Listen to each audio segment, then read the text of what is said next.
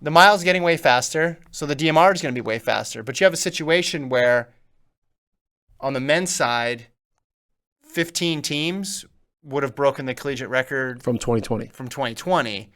Women's side, not as much. That 2017 Oregon team is still holding firm in that top 2 spot, right? And you have some other times from different eras, but the all-time list on the men's side is populated with recent performances. And there's no reason it's going to stop now, right? Because it's not even, correct me if I'm wrong, and it is all about the mile. Some of those teams, they're not even featuring superstar milers, right? Like they're good, they're solid, but it's not as if they're Ches again. Yeah, right. Because now a superstar miler in the past was running 355, and now a normal miler runs 356. Yeah. So I thought about it. Hey, how much of this is just the shoe technology getting quicker? How much of it is the coming together to run these fast times and make sure that we're only putting ourselves in fully optimized scenarios, right? Every year that goes by, the coaches get a little bit more knowledge about how to work the system to get the fast time. But it is shocking when you look at that list. But I take your word when you say it's a story about a mile, and that's what it's about. Maybe to a lesser extent, they can go quicker on the DMR too, right? But the mile has the biggest impact on the finishing time because you're out there the longest, most distance. So miles getting faster, ergo DMR is getting faster. Gordon is just not listening to me and looking at the bakery in New York City. I can see his screen. Can you close that tab? Are you getting hungry? What's going on here? See, you blame me for not paying attention to the DMR, and you do the exact same thing I did. I pay enough attention to DMR. I don't need to listen to you when you talk about it. I just think you're just like saying words. No, I'm agreeing with you, and it's interesting because everybody's running faster for the most part, right? Yeah. High school, college, pro. You could find little groups here and there who aren't, and that's the fun in it, is like finding out the counterexamples. Because when people are all trying to figure out what the reason for the fast times are. I know the reason.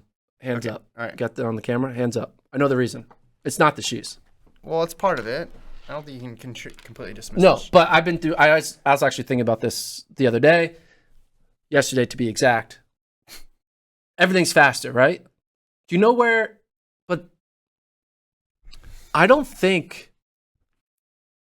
I think we're just catching. I think U.S. athletes are catching up to what they're actually able to do, because. Then why is the rest of the world running faster? No. US. The rest of the world, like, basically, this is my point. Do you know how many Japanese athletes can run sub like 208 in a marathon? Yeah, it's huge. It's huge. Yeah. Do you know how many American athletes can run sub 208 in a marathon? Yeah, it's much smaller. Much smaller. Why is that? Oh, is that rhetorical? You want me to answer? Answer. I always thought it was just the emphasis on the half and the full marathon as opposed to emphasis on a 1,500 and a 5. Yeah, I agree. Financially, more incentive in there. And I think that it's possible for U.S. to have a shit ton of sub 208 marathoners, but we don't because we don't prioritize it. I think in America, we had the ability to have a shit ton of sub 4 milers. But over time, as you know, you see high school meets being more in the mainstream, being shown worldwide on internet streaming and results and all this stuff. I think Americans have realized, and the NCAA in general has realized, like, hey, we actually can run 355 and not run 401. And I think it just took time for them to catch up because people are running 355 all the time in Kenya. Yeah. They were running 355 all the time in Ethiopia. They're no different than... Well, their top end was better than ours too, though. It wasn't just about... But what I'm saying is that I think it's American running or NCAA running catching up to their actual ability as opposed to shoes just forcing them into that ability, because clearly it is. If all of a sudden this year 200 people broke 208 in the marathon for the men, we'd be like, what is going on? This is crazy. What's happening? But Japan will be like, welcome to the party, guys. Like, this is normal. And I think other elite countries in distance running are like, oh, you guys have 52 people breaking sub 4 in the same meet? Welcome to the party. That's what Kenya does every day with a bunch of 17 and 18-year-olds. Like, we freak out about having 3 sub-4 milers per high school class. Kenya's been having probably 12 per 18-year-old class, right? We just haven't been caught up to other people's ability to focus on it. I'm sure Kenya's like, how the hell does USA have all these people who can run sub 10 and 100? We only got one guy. How does USA just turn out great sprinter after great sprinter after great sprinter? Kenya's like, if Kenya all of a sudden did that, they're going to be like, we have the shoes. Like, no, you're just catching up to what's actual ability of a human body. Certain regions focus on other events. The U.S. region has been focusing on sprints, not as much as on distance and marathon. But when we put more focus on it, we end up catching up to the norm, which you can see across the water. We just have yet to do it in the marathon yet. We see the women doing it, but the men haven't done it yet. It just takes time for like people the shoes aren't doing anything. It's the people catching up to what's actually possible. We just choose to ignore that 200 Japanese athletes can break 208 in a marathon. They were breaking 208 in a marathon before super shoes. Yeah. So now they're going faster. I mean, I think the shoes are mattering. Because it is worldwide, right? Yeah, but like the depth hasn't. The problem is you don't see it as much worldwide because we fixate on the very, very, very, very top times. Yeah. It's like, okay, if the world record hasn't been broken, I guess things are relatively normal.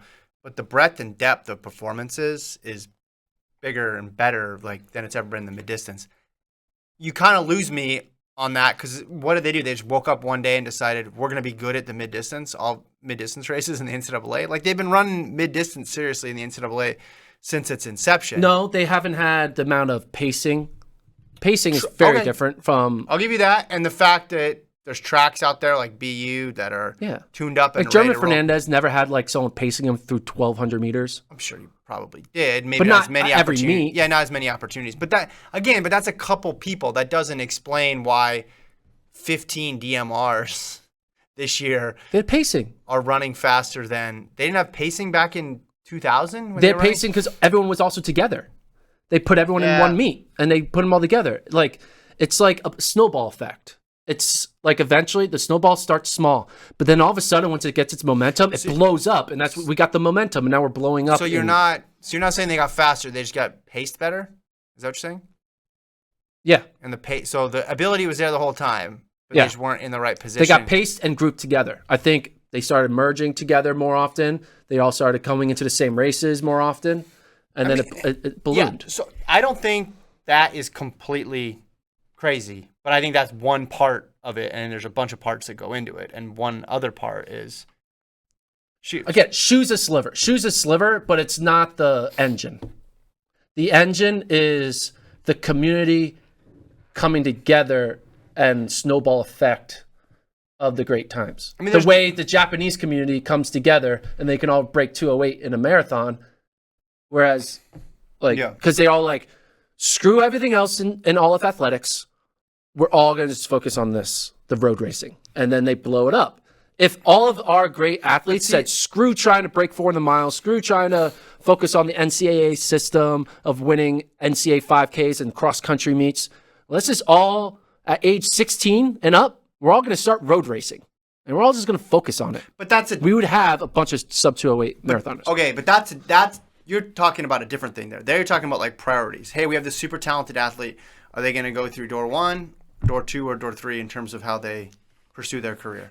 And I agree with you on that, right? If we had every amazing 19-year-old go into marathon training right away with the goal that in 5 years they'd run as fast as possible, the U.S. would have faster marathoners. Sure. Probably have a lot of people who never want to run again either, but that's a different story. But I think we're dealing with the same pool of people. I don't think the pool of people is any different. Milers now versus milers 5 years ago versus milers 10 years ago. I think we're dealing with the same group of people. It's not as if we're attracting people away from other sports or other events to go to the mile. No. We're getting the same exact people. I agree. The difference is they're just running together 5 seconds faster. No, the difference is we just started cooperating in 2023? Yeah. No, I think not only are they cooperating by going to the same races together, but they're cooperating also by seeing each other more often on the internet and seeing the fast race across the country and deciding that that is my peer the race I saw in California, not the race I saw in the county next door. And again, and I think that is a part of it, but I think that was a part of that explained the last little bump up in times. That explained the U.S. getting on the podium now in distance and mid distance when it didn't before. That doesn't explain 15 DMR teams this year running faster than the collegiate record from 3 years ago. That is like a much more pronounced change, something that suggests there's something bigger than just, hey, I looked up someone's workout because I saw it on the internet and I'm going to copy that workout. How many people broke 4 the first time it was ever broken? 1. Right? As soon as it was broken many times after. There's something about the mental aspect of once you see it, you realize you can do it. But not everybody did. It was slow. But it ballooned. It ballooned in the beginning. Yeah. There was a big, it was exponential. It wasn't like, all right, 1 per year. It was like, oh, we can all do it. And I think we're seeing that in mass now. We're like, oh, we can all do it. Yeah, but isn't part of that the better technology that's allowing them to do that that's too? A little bit of the better technology is part of it. There's a mental part of it. But I think the bigger part of it is the group think of 355 is possible. Yeah. And especially in a race like the 1500 or mile, where a lot of races get artificially slowed down because nobody wants to lead and nobody wants to go for it. The mentality of, oh, I can push from this far out, or, oh, this pace is something I can handle, or, hey, I saw this other guy 2 weeks ago run 354 and I know I'm better than that person. I can go for it. Yeah, that's part of it too, I think, like that mentality. But it's not all of it. Yeah. I just think groupthink is the biggest factor more than shoes. Brent says seeing is believing. Exactly. Come to Gordon Mack's seminar, folks. Wednesdays, 12:30 to 1:30.